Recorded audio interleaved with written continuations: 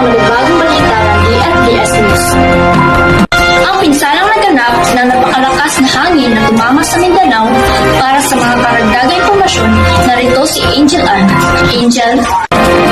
At ngayon, nandito ako sa lugar kung saan tumama ang napakalakas na hangin, strong wind.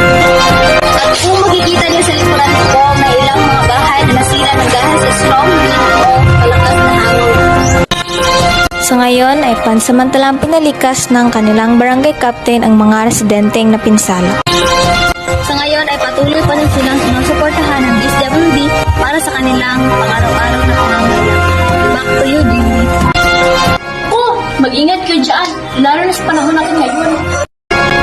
Ang hangin sa ibabaw ay tumataas sa magnitude at pinanatili sa loob ng pagitan ng ilang minuto hanggang kalahating oras. Ang pagtaas ng bilis ng hangin ay maaaring mangyari na biglaan o mabagal. Ako po si Jean At ako naman po si Angel Ann. Ito po ang DFDS News, nagsiservisyo na totoo para sa group.